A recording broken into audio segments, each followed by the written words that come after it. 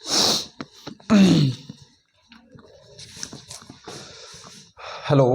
Bhargava biology classes में फिर से आप सभी का ढेर सारा स्वागत है। मैं हूँ आपका अपना डॉक्टर एन.के. भार्गव। और जैसे कि पिछले क्लास में हम लोग क्लास 12 की रिप्रोडक्टिव हेल्थ के सीरीज में कंट्रासेप्टिव डिवाइसेस के बारे में पढ़ रहे थे। उसमें हम लोग बैरियर मेथड के बारे में देख चुके थे कि वैसे मेथड जिसके थ्रू हम लोग फिजिकली जो आपके मेल गैमेट्स होते हैं यानी स्पर्म और जो आपके फीमेल गैमेट्स होते हैं यानी फीमेल, दोनों के फ्यूजन को मिलने से रोकते हैं, तो वो बैरियर मेथड होते हैं। इसके लिए तरह तरह के हम लोग डिवाइसेस के बारे में पढ़ चुके थे पिछले क्लास में, जैसे कि मेल और फीमेल कॉन्डम्स के बारे में देखे थे, जो आपके वाल्ट आते हैं, जो आपके सर्वाइकल कैप आते हैं, जो कि आपके सर्विक्स को कवर करते हैं या उसके ओपनिंग को क्लोज करते हैं, जिससे फिजिकली और स्पर्म और ओवम का फ्यूजन जो है वो नहीं हो पाता है। तो इसके बारे में हम पिछले क्लास में पढ़ चुके थे। आज के क्लास में हम एक नया टॉपिक के बारे में पढ़ने वाले हैं, जिसे हम लोग बोलेंगे इंट्रा यूट्राइन डिवाइस। ये हमारा जो नेक्स्ट मेथड हो जाएगा। दो मेथड पहले भी पढ़ चुके, ये तीसरा मेथड है और इसे हम लोग बोलते हैं intra uterine devices. Short form में इसे बोलते हैं IUDS। इसे शॉर्ट फॉर्म बोलते हैं IUDS, यानी इंट्रा यूट्राइन डिवाइस। ये एक ऐसा इंस्ट्रूमेंट होता है जो कि फीमेल के जो सर्विक्स रीजन होता है उस रीजन में इम्प्लांट कर दिए जाते हैं, और ये जो किए जाते हैं ये एक्सपर्ट डॉक्टर्स या नर्सेस की मदद से होते हैं।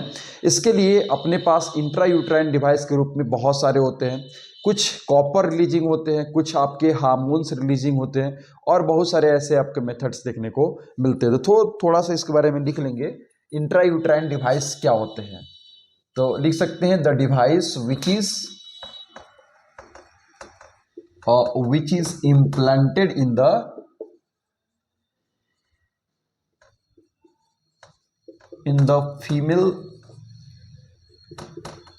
द फीमेल सर्विक्स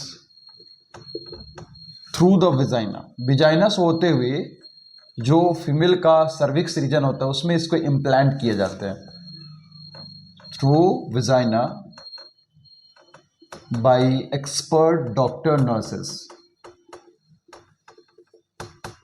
जो आपके एक्सपर्ट डॉक्टर नर्सेस होते हैं, जो इस प्रोसेस को कई बार परफॉर्म कर चुके, उन्होंने स्पेशल इसके लिए ट्रेनिंग ली है, तो वो लोग जो है इंट्रा यूट्राइन डिवाइस को फीमेल सर्विक्स के अंदर इम्प्लांट करते हैं। चूंकि इसमें रिस्क बहुत ज़्यादा होते हैं, एक्सपर्ट डॉक्टर एंड नर्सेस। तो ये जो होता है इसको बोलते हैं हम लोग इंट्रा यूट्राइन डिवाइस, IUDS। तो इसमें तरह तरह के टाइप्स होते हैं। आपके इंट्रा यूट्राइन डिवाइस के भी बहुत सारे टाइप्स होते हैं, अलग अलग तरह के इंट्रा यूट्राइन डिवाइस देखने को मिलते हैं। एक पहला जो इंट्रा यूट्राइन डिवाइस होते हैं इसे बोलते हैं हम लोग नॉन मेडिकेटेड IUDS। इसे शॉर्ट फॉर्म लिख दिए हैं, नॉन मेडिकेटेड IUDS। वैसा IUDS जो कि नॉन मेडिकेटेड है, मेडिकेटेड नहीं है। तो इसमें आपके एग्जाम्पल NCERT में दिया हुआ और इसको याद भी रखना है। कई बार जो है मैच द फॉलोइंग करने के लिए IUDS के नाम के साथ आ जाते हैं, तो इसको याद रखना सबसे इंपॉर्टेंट काम है। इसमें इसका एग्जाम्पल दिया हुआ है, आपके NCERT में इसका चर्चा किया हुआ है, क्वेश्चन बैंक में इसका क्वेश्चन दिया हुआ है, लिपस लूप्स। इसे हम लोग बोलते हैं लिपस लूप। ये नॉन मेडिकेटेड IUDS, स्पष्ट रूप से इसे याद रखना है। दूसरा जो हमारा IUDS है इसे बोलते हम लोग कॉपर रिलीजिंग। दूसरा जो हमारा IUDS इसे बोलते हम लोग कॉपर रिलीजिंग IUDS, यानी ऐसा IUDS जो कि कॉपर रिलीज करता है। अब ये कॉपर क्या करेगा, इसका क्या फंक्शंस करता है? इसके दो फंक्शंस हैं। पहला एक चीज, जो आपके स्पर्म होते हैं उसकी मोटिलिटी कम कर देना या उसे फेगोसाइटोसिस कर देना, यानी उसको इनगल्फ कर देना। उसके मोटिलिटी रेट जो होता है, उसको मूवमेंट करने की जो पावर होती है, क्षमता होती है, उसको स्लो डाउन कर देना। इसे बोलते हैं हम लोग कॉपर रिलीजिंग IUDS। और इसमें भी एग्जाम्पल्स आपको याद रखना है। पहला है CUT, पहला इसका एग्जाम्पल लिखेंगे CUT। दूसरा है CU7। एक और इसका एग्जाम्पल दिया मल्टीलोड 375, इसे याद रखना है, मल्टीलोड 375। ये इसके एग्जाम्पल्स हैं। तो दो हो गया आपका, पहला नॉन मेडिकेटेड आईयूडीएस और दूसरा हो गया जिसे बोलते हैं हम लोग कॉपर रिलीजिंग आईयूडीएस। इसका एग्जाम्पल हो गया CU7, CUT एंड मल्टीलोड 375। एक अगला अगला जो है जो कि हार्मोन से बने होते हैं, या ऐसे कह सकते हैं हार्मोन रिलीजिंग आईयूडीएस बोलते हैं इसे हम लोग, जो कि जनरली जो है प्रोजेस्ट्रॉन के बने होते हैं, प्रोजेस्ट्रेट होते हैं, इसके एग्जाम्पल्स रहेंगे। और LNG-20, ये दो तरह के देखने को मिलते हैं जो कि हार्मोन रिलीजिंग आईयूडीएस होते हैं। तो तीसरा जो हमारा टाइप हो जाएगा इसे बोलते हैं हम लोग hormone releasing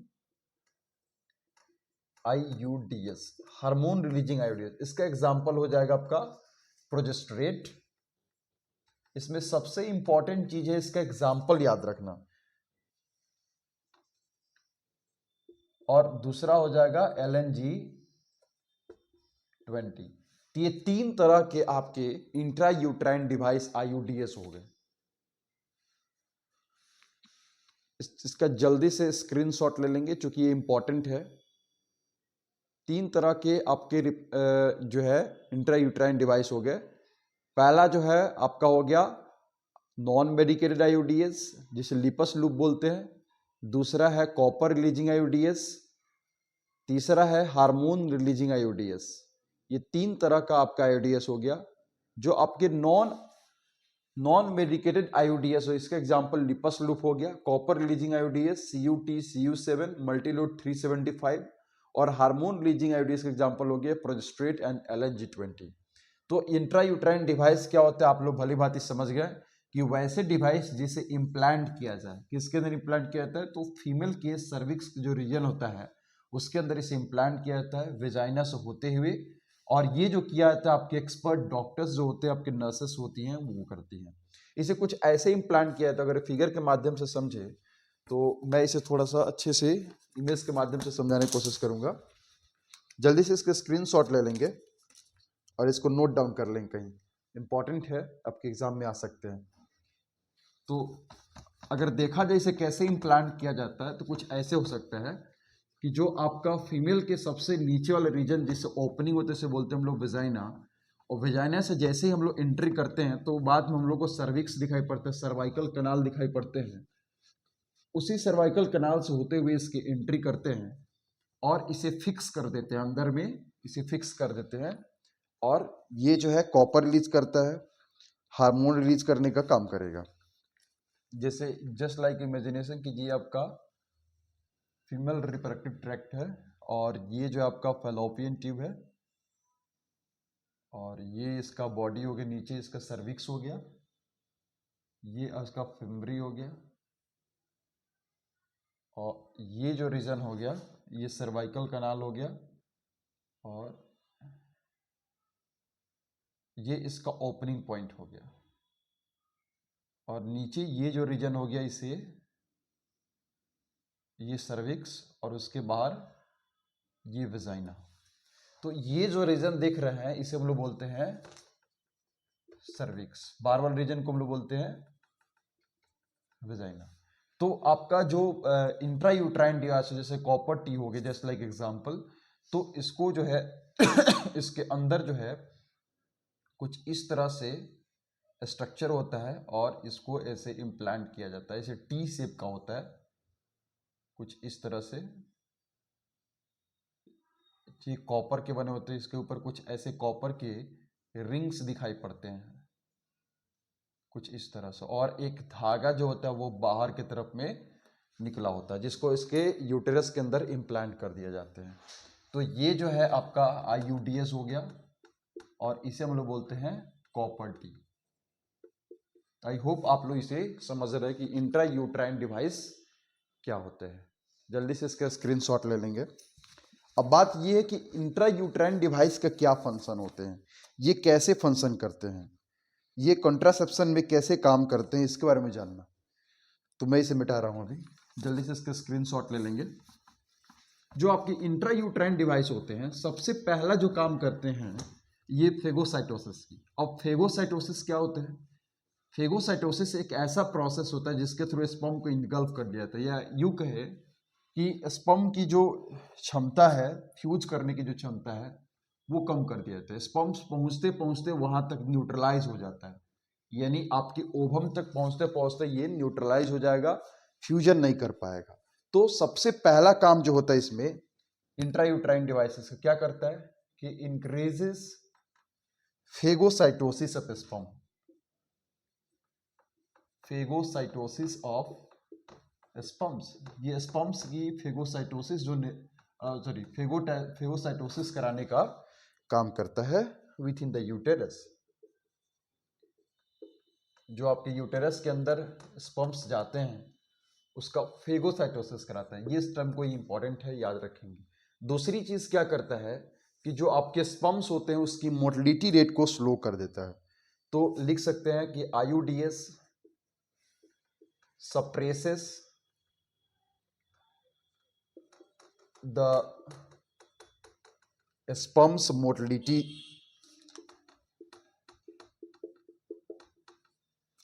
motility and fertilizing ability।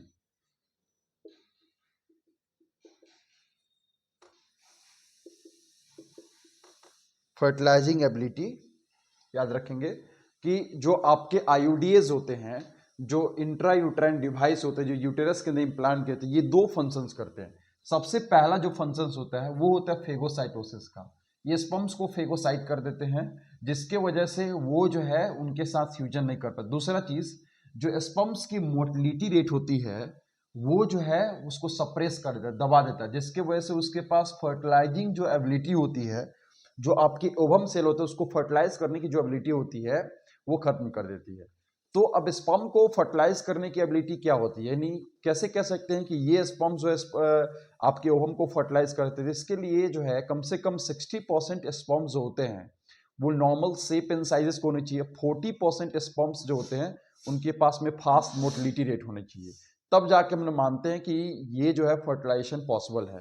अन्यथा स्पर्म्स के पास में अगर इससे कम है और उसके नॉर्मल शेप साइज नहीं है, उसके पास 40% स्पर्म्स के पास मोटिलिटी नहीं है, तो फर्टिलाइजेशन पॉसिबल नहीं है।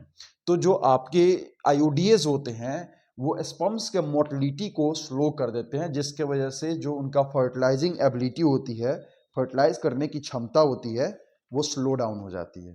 तो आई होप आप लोग इसे समझ रहे हैं। इंट्रा यूट्राइन डिवाइस, इसका सबसे इंपॉर्टेंट चीज है एग्जाम्पल्स याद रखना। तो जल्दी से इसके स्क्रीनशॉट ले लेंगे, इसको मिटाएंगे और इसे कॉपी में जरूर नोट डाउन करेंगे, इंपॉर्टेंट है। नेक्स्ट जो हमारा मेथड है वो है ओरल कंट्रासेप्टिव डिवाइसेस, यानी वैसे कंट्रासेप्टिव डिवाइसेस जो कि हम लोग ओरली लेते हैं, माउथ के थ्रू लेते हैं।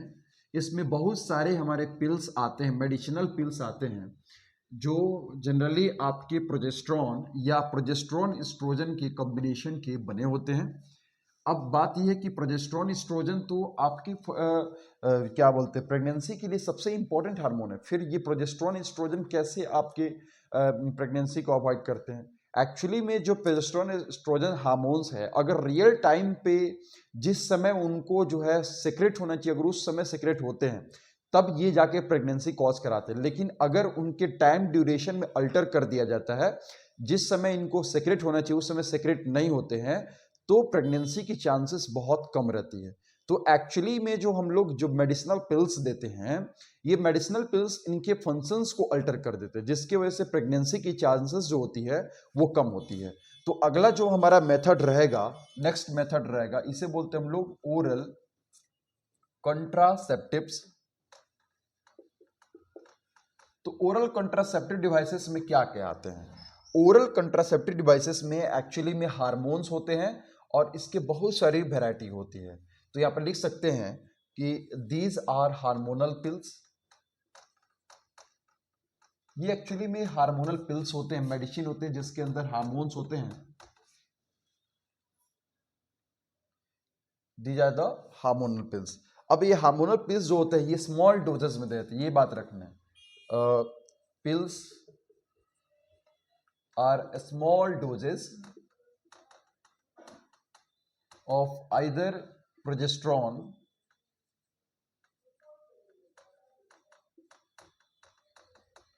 और प्रोजेस्ट्रॉन एस्ट्रोजन कॉम्बिनेशन।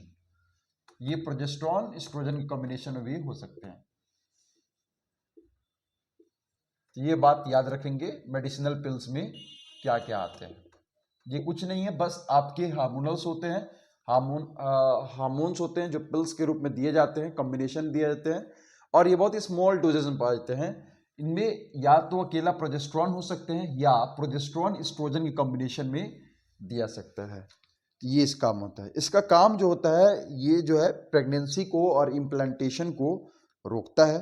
तो लिख सकते हैं यहाँ पे, ओरल पिल्स इनहिबिट ओव्यूलेशन, जो आपके ओवम का सेक्रेशन होता है जिस दौरान, वो नहीं होगा। ओव्यूलेशन एंड इम्प्लांटेशन, या मान लीजिए कि ओव्यूलेशन हो भी गया, फर्टिलाइजेशन भी हो गया, तो ये इसे इम्प्लांट होने से, यूटेरस की जो एंडोमेट्रियम लेयर है उसे चिपकने से रोकता है, क्योंकि इसकी थिकनेस नहीं हो पाती है, ये लेयर्स जो है तो बहुत ही पतला रह जाता है, जिसकी वजह से इम्प्लांटेशन नहीं हो पाती है। तो ओरल कंट्रासेप्टिव डिवाइस एक हार्मोनल पिल्स होते हैं जो कि स्मॉल डोजेस में दिए जाते हैं, और ये प्रोजेस्टेरॉन के बने होते हैं या प्रोजेस्टेरॉन एस्ट्रोजन की कॉम्बिनेशन में होते हैं। इसका काम क्या होता है, ओरल कंट्रासेप्टिव डिवाइस का क्या काम होता है? तो ये जो है ओव्यूलेशन जो होते हैं, जो ओवम का सेक्रेशन होता है ओवरी के अंदर से, उसको रोकता है, क्योंकि इसके अंदर में आपके एस्ट्रोजन प्रोजेस्टेरॉन होते हैं जो उसके फंक्शंस को अल्टर कर देते हैं। और दूसरी चीज, अगर फर्टिलाइजेशन हो भी जाता है तो इंडोमेट्रियम की जो लेयर है तो उसको थिक होने से रोकते हैं, यानी इम्प्लांटेशन को रोक देते हैं। जब इम्प्लांटेशन ही नहीं हुआ तो प्रेगनेंसी किस बात की? तो ये होते हैं आपका ओरल कंट्रासेप्टिव डिवाइस। ये अब ओरल कंट्रासेप्टिव डिवाइस जो होते हैं, इसको कैसे लेते हैं? तो ओरल कंट्रासेप्टिव डिवाइस जो होते हैं, इसको 21 दिन तक लगातार देना पड़ता है। जैसे ही आपका मेंस्ट्रुअल साइकिल शुरू होता है उसके बाद से 5 दिन बाद से ये जो है आपका 21 दिन तक लगातार लेना पड़ता है, तब जाके ये इफेक्टिव होता है। इसका सबसे बेस्ट एग्जांपल है जो अपने इंडिया में CDRI एक इंस्टीट्यूट है जिसके थ्रू जो है आपका ओरल कंट्रासेप्टिव डिवाइस बनाया गया है, और उसका नाम है सहेली। तो मैं इसे लिखूंगा अभी, और जल्दी से आप इसके स्क्रीनशॉट ले लेंगे, क्योंकि आपके नोट्स के लिए ये इंपॉर्टेंट है। जब तक नोट्स नहीं रहेगा तब तक रिवीजन नहीं होगा। तो आप मेरे साथ नोट्स बना सकते हैं अच्छे से, हर एक टॉपिक का नोट्स अच्छे से बना सकते हैं।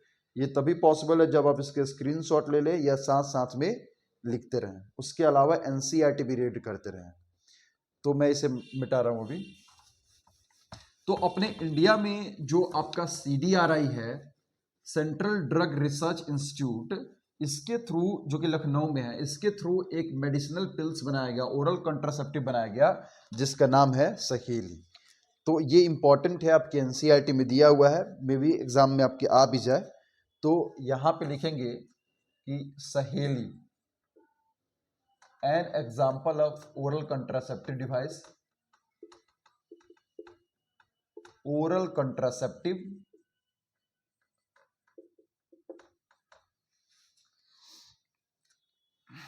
developed by scientists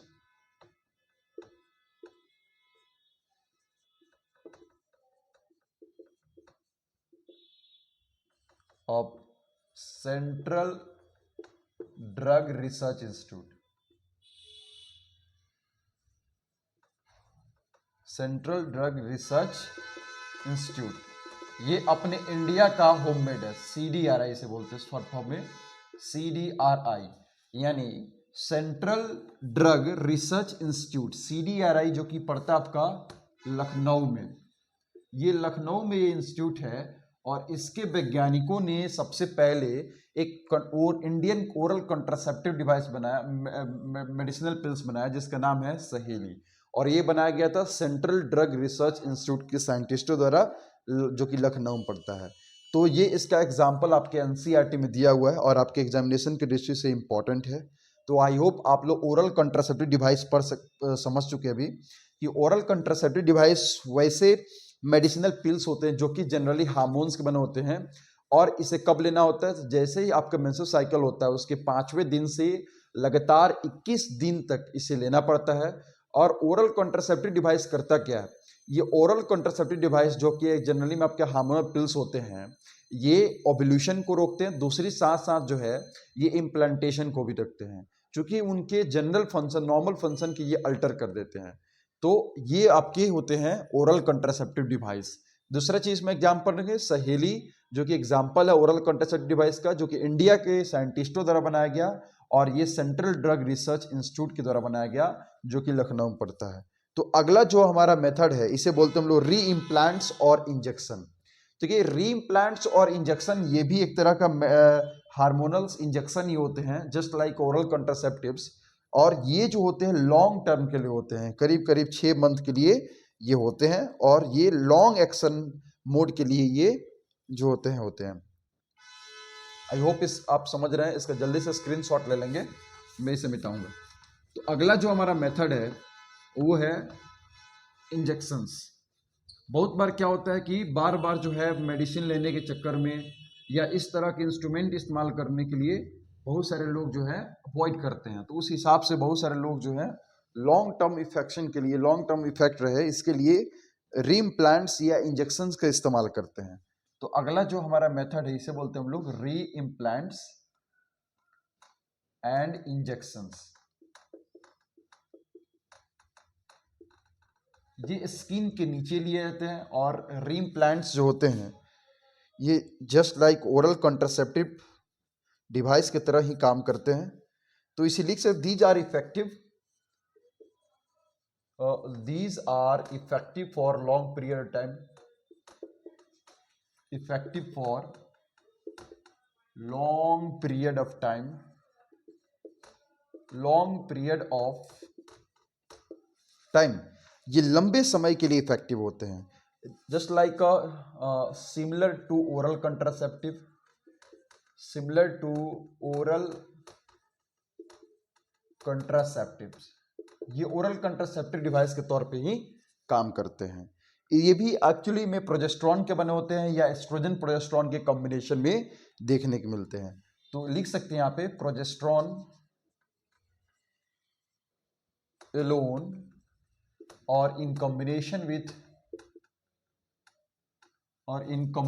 with estrogen progesterone, combination with estrogen progesterone.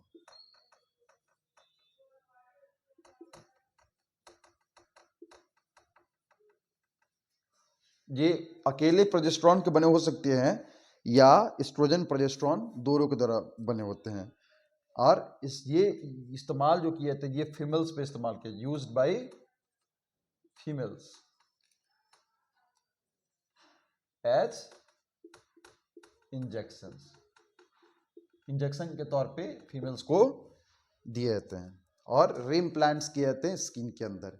तो आई होप आप लोग रीइम्प्लांट्स एंड इंजेक्शन को समझ रहे हैं कि ये लंबे समय के लिए, ताकि बार बार आपको इस तरह का फिजिकल बैरियर का इस्तेमाल ना करना पड़े, मेडिसिनल पिल्स का इस्तेमाल ना करना पड़े, इसके लिए आपको जो है ये रीइम्प्लांट्स और आपके इंजेक्शंस बनाए गए हैं। लंबे समय के लिए इफेक्टिव होते हैं, लिखे भी हैं कि long these are effective for long period time.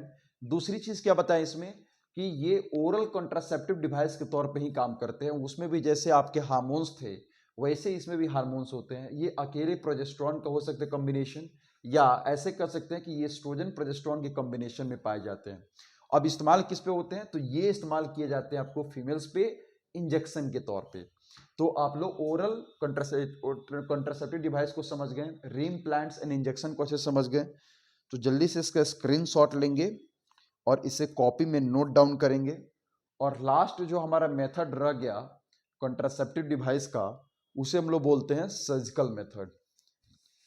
जल्दी से उसे उतारिए, मैं इसे मिटा रहा हूं अभी। सर्जिकल मेथड जो होता है ये परमानेंट मेथड होता है।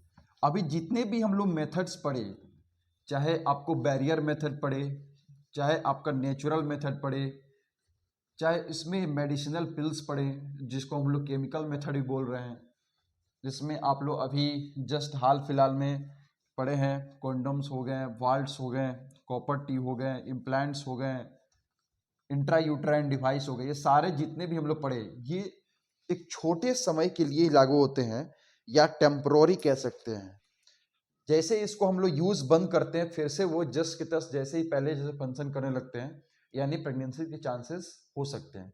लेकिन सर्जिकल मेथड एक ऐसा मेथड है जिसके बाद जो होता है परमानेंटली हमेशा के लिए जो है आपका जो है प्रेगनेंसी के चांसेस खत्म हो जाती है। तो ये मेल और फीमेल दोनों पर लागू होता है, दोनों में कर सकते हैं। एक्चुअली में सर्जिकल मेथड जो होता है, नेक्स्ट मेथड लिख लेंगे, जो हमारा 6 मेथड है इसे बोलते हैं हम लोग surgical method.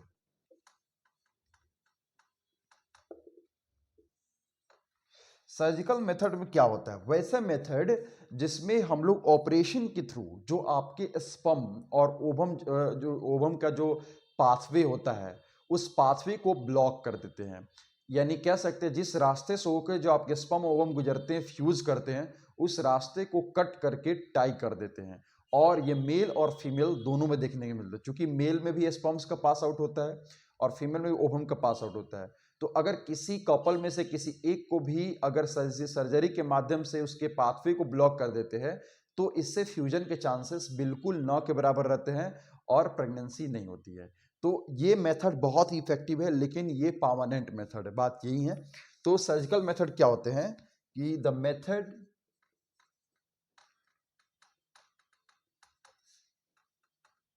Used by male या फीमेल, ये मेल हो या फीमेल हो दोनों के लिए इफेक्टिव है।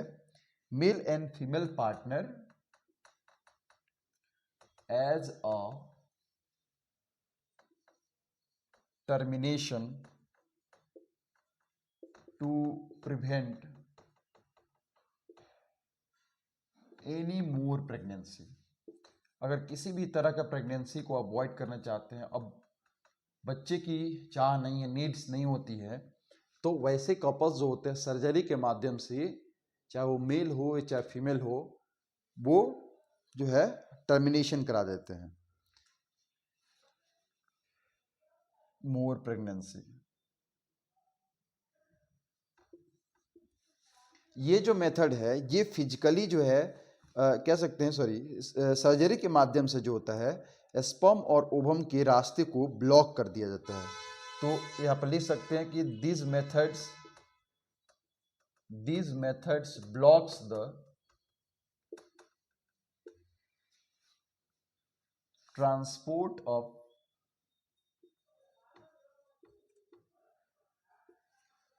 transport of gametes and prevent contraception। तो क्या बताया मैंने सर्जिकल मेथड में, ये मेल और फीमेल यानी चाहे मेल पार्टनर हो चाहे फीमेल पार्टनर हो दोनों के लिए इफेक्टिव है। अगर प्रेगनेंसी की और ज़्यादा नीड नहीं है, अगर और ज़्यादा चाह नहीं है बच्चे की पैदा करने की, तो ये मेथड उनके लिए बहुत ही कामगार हो सकता है। इस मेथड में हम लोग क्या करते हैं, इस मेथड में जो आपके गैमेट्स का ट्रांसफर होता है यानी स्पर्म और ओवम का जो ट्रांसफर होता है उसके ट्रांसफर को हम लोग ब्लॉक कर देते हैं, उसके रास्ते को ब्लॉक कर देते, जिसके वजह से प्रेगनेंसी नहीं होते हैं। कॉन्ट्रासेप्शन का सबसे बेस्ट मेथड है और ये जो है परमानेंट मेथड है। तो इसमें हम लोग दो तरह का मेथड देखते हैं, मेल के लिए अलग मेथड होते हैं और आपके फीमेल के लिए अलग मेथड होते हैं। जो मेल के लिए मेथड होते हैं उसे हम लोग बोलते हैं वेसेक्टोमी। ये वेसेक्टोमी एक ऐसा मेथड होता है जिसके थ्रू जो आपके टेस्टिस के अंदर स्पर्म का फॉर्मेशन होता है वो स्पर्म बाहर निकलता है, तो भास डिफरेंस में जो जाके आगे चल के आपका female penis sorry male penis के अंदर खुलता है। तो जो आपका वेसेक्टोमी में जो भास डिफरेंस होता है उसको कट करके या उस कुछ पोर्शन को हटा देते हैं और उसको टाई कर देते हैं, तो इसे हम लोग वेसेक्टोमी बोलते हैं। जस्ट सिमिलर जो आपका फीमेल में फैलोपियन ट्यूब होता है, तो फैलोपियन ट्यूब का जो रीजन होता है स्थिमस रीजन, उस रीजन को कट करके वहां पे उसको टाई कर देते हैं, जिसके वजह से जो आपके ओवम से ये क्या बोलते हैं ओवरी से जो ओवम निकलते हैं वो आगे चल के फ्यूजन नहीं कर पाते हैं। तो ये मेथड है आपका सर्जिकल मेथड। तो एक एक करके दोनों के बारे में पढ़ लेंगे। पहले को बोलते हैं वेसेक्टोमी, दूसरे को बोलते हैं ट्यूबेक्टोमी। जल्दी से आप इसका स्क्रीनशॉट ले लेंगे, सर्जिकल मेथड क्या होता है इसे कॉपी में नोट डाउन करना जरूरी है, तो मैं इसे मिटा रहा हूं फिर।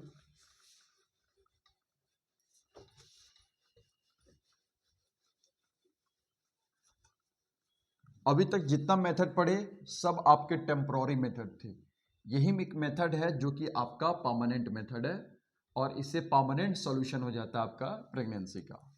तो सबसे पहला जो हम लोग पढ़ेंगे इसमें सर्जिकल मेथड में, इसे बोलते हैं हम लोग वेसेक्टॉमी। इसे हम लोग बोलते हैं वेसेक्टॉमी, यानी जो भास डिफरेंस होता है मेल में उसे कट करके टाई कर देना।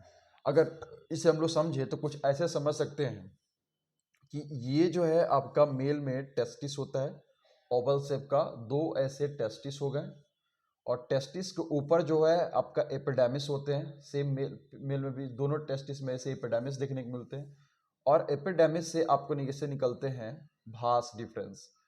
कुछ इस तरह से जो स्ट्रक्चर देखने को मिलते हैं इसे बोलते हैं हम लोग भास डिफरेंस। यहाँ पे आपके यूरिनरी ब्लैडर होते हैं, यूरिनरी ब्लैडर के ऊपर से ये क्रॉस करते हैं, और क्रॉस करते ही ये जो है आपके खुलते हैं पेनिस के अंदर, कुछ इस तरह से ऐसे खुलते हैं। नीचे जो है आपका यहाँ पे ग्लैंड होता है, उसके नीचे भी एक ग्लैंड होता है, और ये जो है आपका हो जाएगा पेनिस, जिसके अंदर जो है ये पास करते हैं। तो ये जो आपका दोनों टेस्टिस है, इस टेस्टिस के अंदर जो भी स्पर्म्स का फॉर्मेशन हो रहा है, ये स्पर्म सीधे जो आपके एपिडेमिस में आता है, एपिडेमिस से ये भास डिफरेंस में आता है। तो अगर ये भास डिफरेंस वाला जो रीजन है इसे यहाँ पे कट करके और इसे यहाँ पे टाई कर दिया जाए, यहाँ पे कट करके इसे ऐसे टाई कर दिया जाए, तो ये स्पर्म इधर से इधर पास नहीं कर पाएगा, जिससे आपका प्रेगनेंसी होने के चांसेस बहुत कम रहेंगे। तो ये जो मेथड है इसे बोलते हम लोग वेसेक्टॉमी। आई होप आप लोग समझ रहे हैं। तो लिख सकते हैं this method is applied in the case of male. ये सिर्फ मेल पे ही लागू होता है क्योंकि इसमें हम लोग भास डिफरेंस का कट कर रहे हैं। दूसरी चीज क्या है इसमें करते हैं हम लोग, small portion of vas deferens is cut, vas deferens is cut, और small deferens vas deferens is cut और tied off through incision,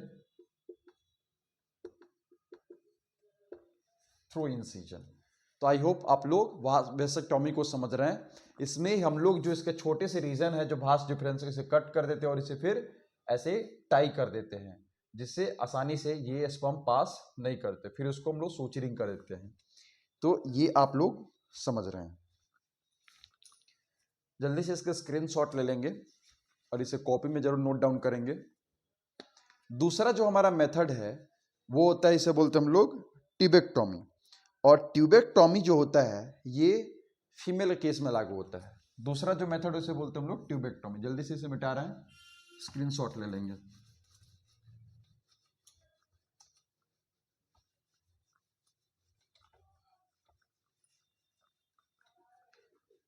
video को बार बार जरूर देखें और वैसे लोग को जरूर शेयर करें जिनको इसको नीड्स है। सिंपल एंड इजी लैंग्वेज में बायोलॉजी करने के लिए जरूर इसे पढ़ें। वीडियो को लाइक जरूर करें,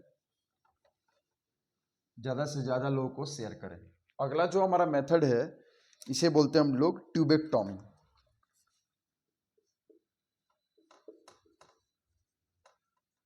इसे बोलते हैं हम लोग ट्यूबेक्टॉमी।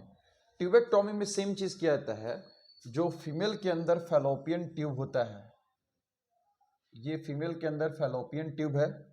फैलोपियन ट्यूब की ये वाले रीजन को हम लोग फिम्बरी बोलते हैं, एज यूजुअल हम लोग पढ़ चुके हैं। और ये इसका बॉडी होता है, सेम वैसे स्ट्रक्चर इस साइड भी देखने को मिलते हैं। ये फैलोपियन ट्यूब होता है और ये इसका जो है बॉडी होता है, और नीचे ये सर्विक्स और वेजाइना होगा। तो ये जो हम लोग पिछले क्लास में जब रिप्रोडक्शन पढ़े हैं तो उसमें हम लोग ये इसके अलग अलग पार्ट्स के नाम जरूर पढ़े थे। इस वाले पार्ट्स को हम लोग बोलते हैं इनफंडिबुलम। अगर आप भूल गए तो फिर से एक बार याद दिला दें कि इस वाले पार्ट को बोलते हैं इनफंडिबुलम, इस वाले पार्ट को हम लोग बोलते हैं एम्पुला, और इसे हम लोग बोलते हैं इस्थीमस। ये तीन पार्ट्स हो गए। सबसे यूटेरस के सबसे नजदीक वाले पार्ट को हम बोलते हैं इस्थीमस। उसके बाद वाला रीजन जहां पे फर्टिलाइजेशन की प्रोसेस होती है इसे बोलते हैं एम्पुला, और तीसरा वाला पार्ट जो है इसे बोलते हैं इनफंडिबुलम, जो सबसे पहले स्पर्म को रिसीव करने का काम करता है। और ये जो फिंगर लाइक स्ट्रक्चर है इसे बोलते हैं हम लोग फिम्ब्री। तो अलग अलग पार्ट्स के बारे में हम लोग रिप्रोडक्शन वाला क्लास में, रिप्रोडक्शन वाले चैप्टर में पढ़ चुके हैं।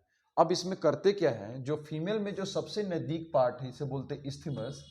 इस इस्थीमस को ऐसे कट करके यहाँ पे ऐसे हम लोग टाई कर देते हैं, ऐसे सूचरिंग कर देंगे, इसे कट करके ऐसे टाई कर देंगे। तो ये जो है इसे बोलते हैं हम लोग ट्यूबेक्टोम। आई होप आप लोग समझ रहे हैं। इस्थीमस रीजन को कट करते हैं। एम्पुलरी रीजन में आपका फर्टिलाइजेशन की प्रोसेस होती है, जबकि इस्थीमस रीजन में ट्यूबेक्टोमी किया जाता है। कंफ्यूज नहीं होना, इस पे बहुत सारे क्वेश्चंस आते हैं, तो कंफ्यूजन में ट्यूबेक्टोमी के जब एम्पुला मार के चले आते हैं, तो ये गलती नहीं करना है। आई होप आप लोग इसे समझ रहे हैं। तो इसे मिटाएंगे और इसका स्क्रीनशॉट ले लेंगे आप लोग जल्दी से, थोड़ा सा 2 लाइन नोट डाउन करेंगे इसके बारे में, फिर जल्दी से क्लास खत्म करेंगे।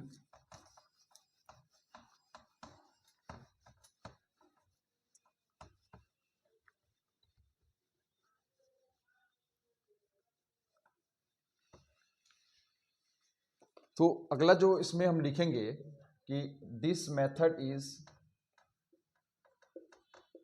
इज अप्लाइड ऐसे लिखते हैं, applied in the case of females, in the case of females. ये सिर्फ फीमेल्स में किया जाता है। यहां पे लिख सकते हैं कि small part of fallopian tube, small part of fallopian tube is cut और टाई। इसमें क्या किया जाता है, जो आपके फैलोपियन ट्यूब का स्पेशली यहाँ पे लिख सकते हैं ब्रैकेट में देके, जो इस्थीमस वाला रीजन है उसको हम लोग कट करके टाई कर देते हैं। तो इसे हम लोग बोलते हैं क्या, ट्यूबेक्टोमी। तो आप लोग इसे समझ गए। तो अभी तक आज की क्लास में हम लोग क्या क्या पढ़े। आज के क्लास में हम लोग पढ़े इंट्रा यूट्राइन डिवाइस, जिसे शॉर्ट फॉर्म में IUDS बोलते हैं। दूसरा जो हम लोग मेथड पढ़े ओरल कॉन्ट्रासेप्टिव डिवाइस, जिसमें हम लोग मेडिसिनल पिल्स के बारे में पढ़े। और तीसरा जो हम लोग मेथड पढ़े इसे बोलते हैं हम लोग सर्जिकल मेथड, जिसमें हम लोग 2 मेथड पढ़े। पहला एक जिसको बोलते हैं हम लोग ट्यूबेक्टोमी, और दूसरा जो बोलते हैं हम लोग वैसेक्टोमी। वैसेक्टोमी मेल के केस में किया जाता है और ट्यूबेक्टोमी जो होता है वो फीमेल के केस में किया जाता है। तो अगले क्लास में हम लोग नेक्स्ट टॉपिक के बारे में पढ़ेंगे, जिसे हम बोलते हैं मेडिकल टर्मिनेशन ऑफ प्रेगनेंसी, या आम बोलचाल की भाषा में इसे एबॉर्शन के नाम से भी जानते हैं, गर्भपात के नाम से भी बोलते हैं। तो नेक्स्ट क्लास में पढ़ने वाले, उसके साथ साथ हम लोग असिस्टेड रिप्रोडक्टिव टेक्नोलॉजी ART के बारे में भी, या आर्ट टेक्नोलॉजी के बारे में भी पढ़ेंगे, जिनमें इनफर्टिलिटी केस होता है, जिनमें जो है बच्चे पैदा नहीं कर सकते हैं, उनके केस में भी ऐसा पॉसिबल है कि वो भी बच्चे पैदा कर सके। इसके लिए हमारे पास डिफरेंट टेक्निक है, जिसे असिस्टेड रिप्रोडक्टिव टेक्नोलॉजी बोलते हैं, या आप पढ़े भी होंगे, जानते भी होंगे IVF के बारे में, इन विट्रो फर्टिलाइजेशन के बारे में। तो अगले वीडियो में हम इसके बारे में डिटेल्स पढ़ने वाले हैं। देन हम अपना चैप्टर ये कंप्लीट करने वाले हैं। सेक्सुअल रिप्रोडक्टिव डिजीज के बारे में पढ़ने वाले हैं, STD के बारे में पढ़ने वाले हैं, ट्रांसमिटेड डिजीज के बारे में। तो आप इस वीडियो से जुड़े रहें जरूर, और चैनल को अगर आप नए हैं तो ज़रूर सब्सक्राइब करें, लाइक करें सारे वीडियोस को। जरूर सिंपल में एंड ईजी लैंग्वेज में आपको यहाँ पे बायोलॉजी सीखने को मिलेंगे, जानने को मिलेंगे। अगर आप नए हैं तो पुराने जाके सारे वीडियोस को देख सकते हैं। सिंपल एंड ईजी लैंग्वेज में सारे चैप्टर्स के वीडियो बना दिए गए हैं, प्रत्येक टॉपिक को इसमें क्लियर किया गया है। तो मिलते हैं नेक्स्ट क्लास में। Thank you so much.